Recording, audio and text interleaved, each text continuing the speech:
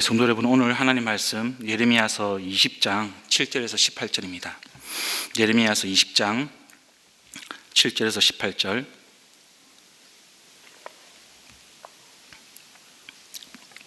우리 하나님 말씀 함께 교독하도록 하겠습니다. 주님께서 나를 속이셨으므로 내가 주님께 속았습니다. 주님께서는 나보다 더 강하셔서 나를 이기셨으므로 내가 조롱거리가 되니 사람들이 날마다 나를 조롱합니다. 내가 입을 열어 말을 할 때마다 폭력을 고발하고 파멸을 외치니 주님의 말씀 때문에 나는 날마다 치욕과 모욕거리가 됩니다. 이제는 주님을 말하지 않겠다, 다시는 주님의 이름으로 외치지 않겠다 하고 결심하여 보지만 그때마다 주님의 말씀이 나의 심장 속에서 불처럼 타올라 뼛속에까지 다 들어가니 나는 견디다 못해 그만 항복하고 맙니다.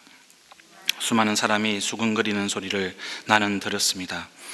예레미야가 겁에 질려 있다. 너희는 그를 고발하여라. 우리도 그를 고발하겠다 합니다. 나와 친하던 사람들도 모두 내가 넘어지기만을 기다립니다.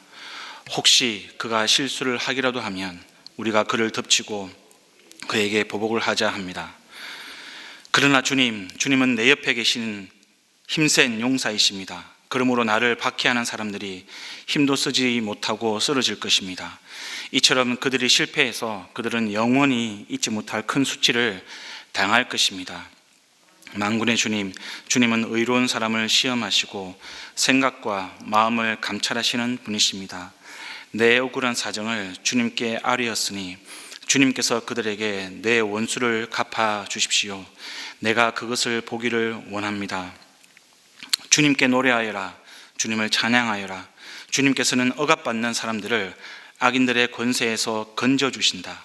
내가 태어난 날이 저주를 받았어야 했는데, 어머니가 나를 낳은 날이 복된 날이 되지 말았어야 했는데, 나의 아버지에게 아들입니다 아들 하고 소식을 전하여 아버지를 기쁘게 한 그 사람도 저주를 받았어야 했는데, 바로 그 사람은 주님께서 사정없이 뒤엎어 놓으신 성읍들처럼 되어서 아침에는 울부짖는 고통 소리를 듣고 대낮에는 전쟁의 함성을 들었어야 했는데, 내가 모태에서 죽어 어머니가 나의 무덤이 되었어야 했는데, 내가 영원히 모태 속에 있었어야 했는데, 어찌하여 이 몸이 모태에서 나와서 이처럼 고난과 고통을 겪고 나의 생애를 마치는 날까지 이른 수모를 받는가.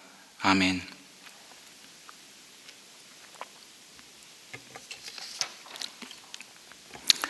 성도 여러분, 오늘 본문은요, 크게는 2단락으로 또 작게는 3단락으로 그렇게 구분이 가능합니다. 첫 번째 단락은 7절에서 10절까지, 그리고 두 번째 단락은 11절부터 13절까지, 그리고 마지막 단락은 14절부터 18절까지 그렇게 나눌 수가 있습니다. 이 첫 번째 단락은 이 예레미야의 고난과 이 고통에 대해서 이야기를 하고 있습니다. 두 번째 단락은 이 원수를 갚아달라고 하는 예레미야의 간청이 나오고 있습니다. 세 번째 단락은 고통 속에 몸부림치면서 이 자신의 삶을 저주하고 있는 이 예레미야의 절규, 한탄이 나와 있습니다. 본문은 예레미야가 이 주님께 속았다, 이렇게 시작을 합니다. 이 말은 이 기망했다, 혹은 주님이 예레미야를 상대로 사기를 쳤다, 이런 뜻이 아니고요. 우리 해설에 나와 있지만 주님께서 예레미야를 공경에 빠뜨리셨다, 이런 뜻입니다. 아마 예레미야는 하나님 말씀에 순종해서 이스라엘의 그 폭력을 고발하고 파멸을 외치면 하나님이 자기 자신을 털끝 하나라도 다치지 않게 그렇게 만들 것이다, 보호해 주실 것이다, 이렇게 기대를 했던 것 같습니다. 그런데 그런 기대와 다르게 이 예레미야에게 닥친 현실은 이 날마다 치욕을 당하고 모욕거리가 되는 것이었습니다. 성도 여러분, 종종 우리도 신앙생활을 하면서 이런 비슷한 상황에 처하는 것을 우리가 경험하게 됩니다. 제가 지난주 토요일 날 이 이온유 선교사님이라는 분을 만났습니다. 이 선교의 삶, 요즘에 작은 목자 훈련하고 있지 않습니까? 선교의 삶도 하고 있는데, 그 선교의 삶 녹화 때문에 이분을 제가 만났습니다. 이분은 2007년도에 아프간 사건 때 피랍자 중에 한 분이었습니다. 저한테는 이 아프간 사건이 이 지금 예레미야가 느끼는 예레미야의 마음처럼 느껴지는 그런 사건이었습니다. 특별히 두 가지 측면에서 그렇습니다. 하나는 정말 수많은 사람들이, 수많은 성도들이 살려달라고, 또 무사히 우리 피랍된 지체들이 돌아올 수 있게 달라고 그렇게 간절히 기도를 했었습니다. 아마 저희 중에도 함께 기도했던 분들이 계시는데요. 그런데도 우리가 두 분의 생명이 목숨을 잃었습니다. 처음에는 그것이 순교라는 생각을 하지도 못했습니다. 그냥 자동적으로 와, 정말 하나님 참 너무하신다, 참 하늘도 참 무심하다, 이런 생각을 하게 됐습니다. 참 억울하게 느껴졌고요. 억울한 죽음이다, 이렇게 생각을 했었습니다. 두 번째는 피랍자들이, 이 봉사단원들이 아프간 거리에 나가서 예수천당, 불신지옥 이걸 외친 것도 아니고요. 실질적으로 그들을 도우러 가서 사고를 당한 건데, 그리고 겨우겨우 이 사지에서 돌아와가지고 우리들 곁으로 돌아왔는데 온갖 욕설, 조롱, 비난 이런 것들 다 감당을 했어야 됐습니다. 그리고 아직까지도 그런 조롱과 그런 비난은 계속되고 있는 것을 우리가 듣고 있습니다. 근데 그 모든 과정을 아는 사람으로서 참 그런 조롱과 비난을 반복될 때마다 참 억울하다는 그런 생각을 합니다. 2007년 7월 25일입니다. 이 배영기 목사님이 살해됐다는 소식을 듣는 날, 제가 그날을 잊을 수가 없습니다. 당시에 제가 사역했던 단체가 이 봉사단원들의 비자 업무를 협조를 했었습니다. 그리고 봉사단 안전 때문에 이 피랍자 가족들이 처음에는 저희 단체 사무실에 머물고 있었습니다. 그래서 언론 보도에 앞서가지고 정부가 전해주는 이 사망 소식, 배영기 목사님의 그 살해 소식을 조금 먼저 들을 수 있었습니다. 오직 봉사단원들이 돌아오기만을 그렇게 간절히 바라는 가족들과 이 교회한테는 이 배 목사님의 살해 소식이 충격 그 자체였습니다. 가족들이 쓰러지고 절규하고 그 옆에 있는 저도 이 슬픔과 분노가 차올라서 그냥 눈물만 이렇게 줄줄 흐르더라고요. 결국 제 입에서도 이 주님에 대한 원망이 나왔습니다. 그렇게 엄청나게 충격을 받고 슬픔에 빠져 있는데 닷새 뒤에 다시 우리 심승민 형제님이 죽었다, 살해되었다, 이런 소식을 또 듣게 되었습니다. 특별히 이 심승민 형제님의 가정은 불신 가정이었습니다. 아무도 예수 그리스도를 믿는 사람이 없었습니다. 어머니도 아버지도 불신이었습니다. 승민 형제님의 아버지께서는 한동안 이 교회가 당신의 귀한 아들을 죽음으로 이끌었다, 이렇게 생각하셔서 참 마음에 크게 상처를 받으셨습니다. 아무튼 그렇게 가족들과 성도들이 살려달라고 간절하게 기도를 했음에도 불구하고 이 두 분이 탈레반에게 잡혀서 비참하게 살해를 당했고, 그 사건에 대해서 주님의 뜻을 찾기가 참 어려웠습니다. 그래서 7절처럼 하나님께서 예레미야를 공경에 빠뜨렸을 때 예레미야가 내가 주님께 속았다, 이렇게 표현한 것처럼, 하소연하는 것처럼 그런 심정을 저희도 가지고 있었습니다. 우리를 더 힘들게 한 것은 쏟아지는 사람들의 조롱과 비난이었습니다. 엉터리로 또 헛소문으로 보도되는 언론 보도가 하루에 수십 번씩, 수백 번씩 쏟아져 나왔습니다. 예를 들어서 현지 문화를 무시하고 자매들이 현지에서 나시 차림으로 그렇게 돌아다녔다, 이동을 했다. 우리 정부가 그렇게 가지 말라고 말렸는데 고집스럽게 아프간으로 갔다. 그리고 현지 모스크에 들어가서 땅밟기를 하면서 통성으로 기도를 했다. 이런 말도 안 되는 헛소문들이 사실처럼 퍼졌습니다. 안티 기독교들은 이해를 합니다. 그런 헛소문을 만들어낼 수 있겠죠. 근데 심지어 이런 소문들 때문에 다른 교회들, 또 다른 성도들도 이런 비난에 동참하는 것을 우리가 경험을 했어야 됐습니다. 그래서 한동안 이 선교의 선자도 이야기를 꺼낼 수가 없었습니다. 이 부정적인 반기독교 정서 그리고 언론 때문에 선교가 아주 조심스러워졌습니다.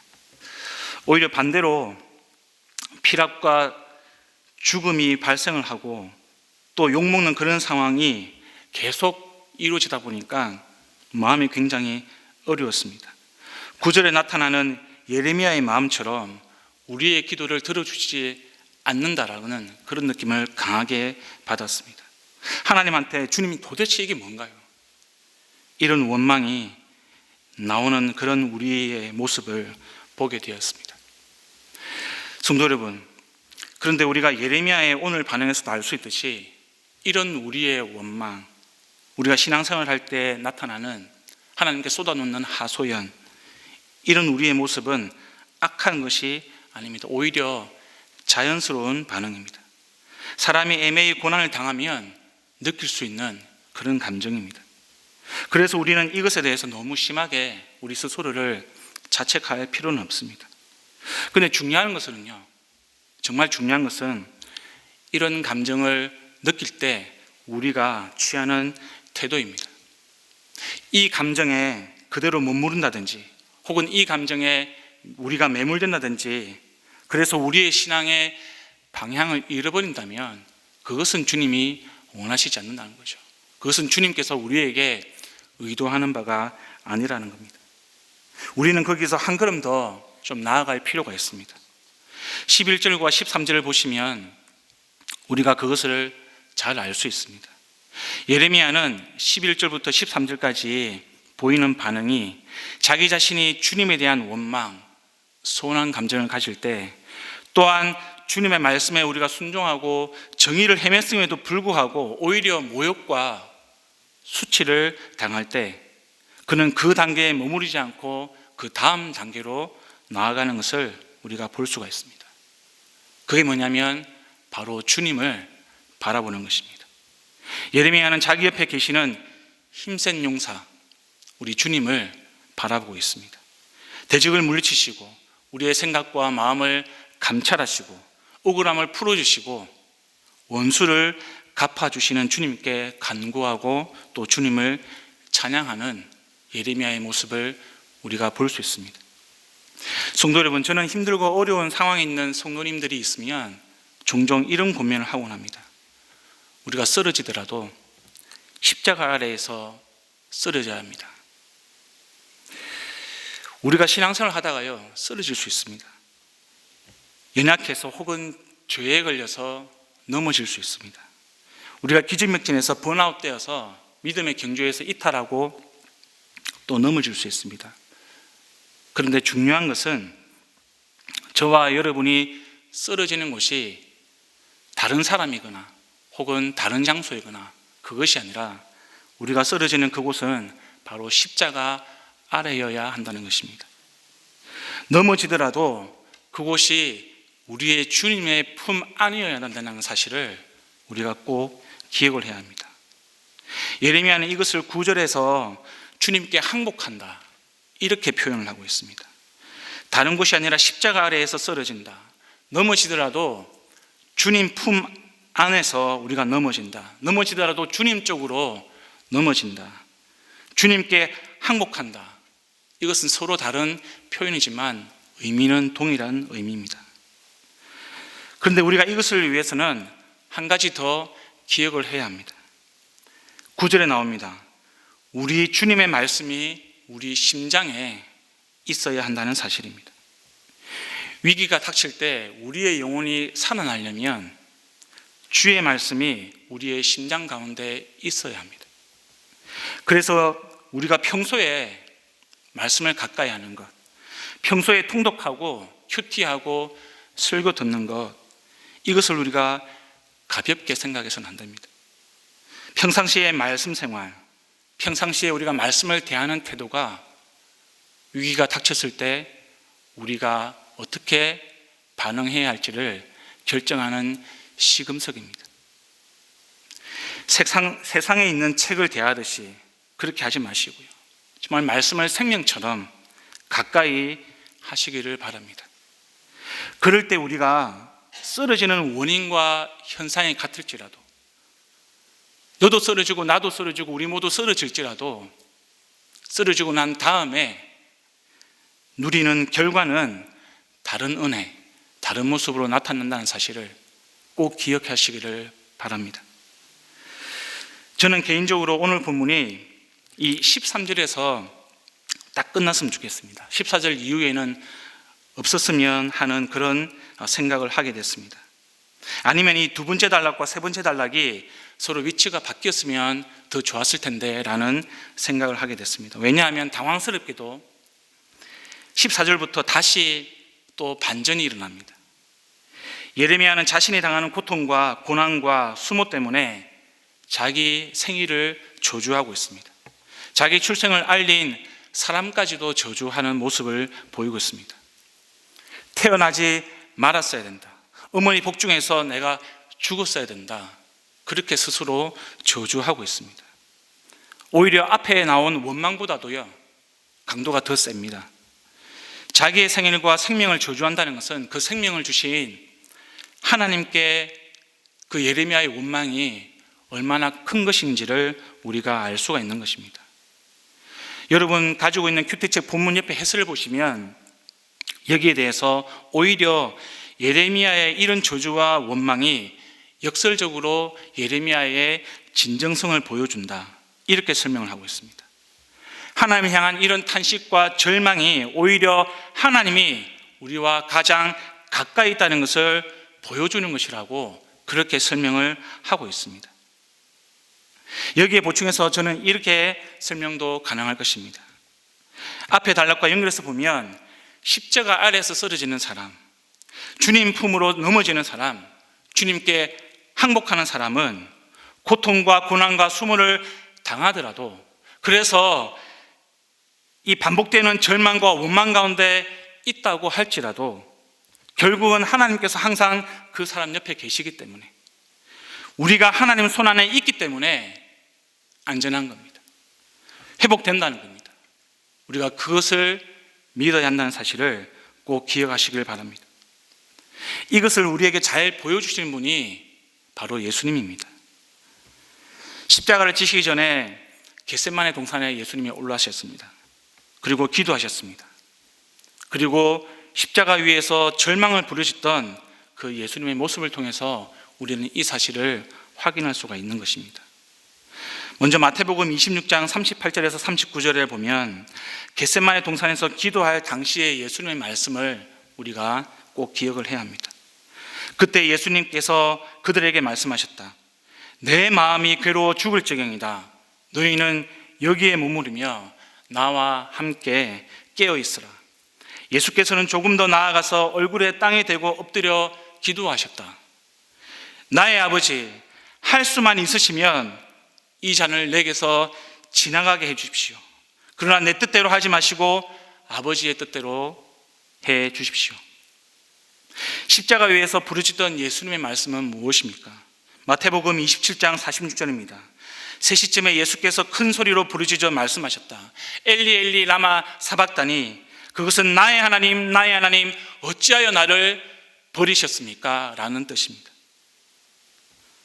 성도 여러분, 하나님의 아들이신 예수님께서, 삼위일체 하나님이신 예수님께서도 이 십자가의 죽음을 앞두고 마음이 괴로워 내가 죽을 지경이다, 마음이 괴로워서 내가 죽을 지경이다, 이렇게 말씀을 하셨습니다. 십자가의 고난과 죽음의 잔을 지나가게 해달라고 그렇게 기도를 하셨습니다. 그리고 십자가에 매달려서 하나님이 어찌하여 자신을 버리셨는지 절규를 하고 계십니다. 하나님에 대한 원망을 그 십자가 위에서 지금 토로하고 계시는 것을 우리는 볼 수가 있는 것입니다. 죽음을 지나시는 예수님의 이 고통과 원망의 절규, 이 예수님의 모습은 오늘 본문 예레미야의 모습과도 다 있습니다. 아니, 오히려 예레미야가 느끼는 그 감정, 그 마음보다도 훨씬 더 처절하고 더 애처롭습니다. 그런데 무엇보다 중요한 것은요, 고통과 원망에서 끝나는 것이 아니라는 것, 그것을 우리가 예수 그림을 통해서 알 수가 있습니다. 결국 우리는 죽음을 이기신 그 예수님의 부활을 통해서 하나님의 손길을 보게 됩니다. 하나님의 손길을 경험하게 됩니다. 하나님의 손길을 우리는 믿게 되는 것입니다. 그리고 우리가 항상 하나님께서 우리와 함께 하시고 또 하나님 손 안에 있기 때문에 그 예수 그리스도를 믿는 우리 또한 부활과 회복을 믿게 된다는 사실, 그것을 경험하게 된다는 사실, 그 은혜를 누리게 된다는 사실을 우리가 기억을 해야 합니다. 우리에게 필요한 믿음은 이 고통과 원망을 뛰어넘는 최후의 승리에 대한 믿음, 예수 그리스도를 통한 최후 승리에 대한 그 믿음을 저와 여러분이 의지하고 믿고 붙들어야 한다는 사실을 오늘 꼭 기억하시기를 바라겠습니다. 저와 여러분이 이런 믿음으로 살아갈 수 있기를 주님의 이름으로 축원합니다. 여러분, 말씀을 맺겠습니다.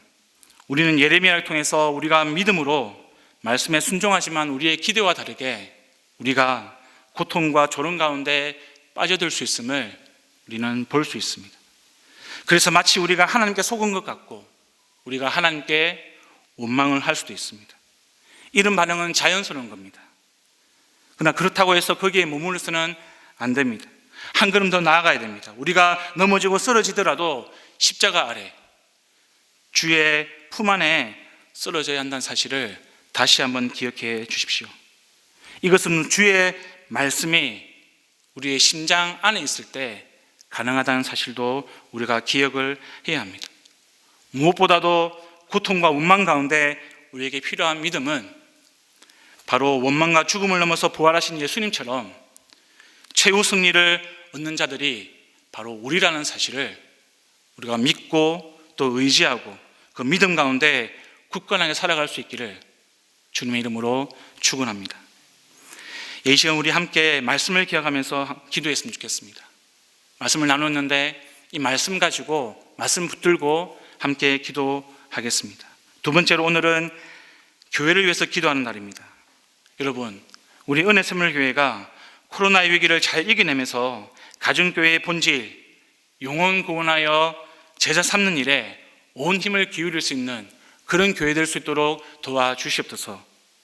함께 기도했으면 좋겠습니다. 그리고 번민공사가 진행 중입니다.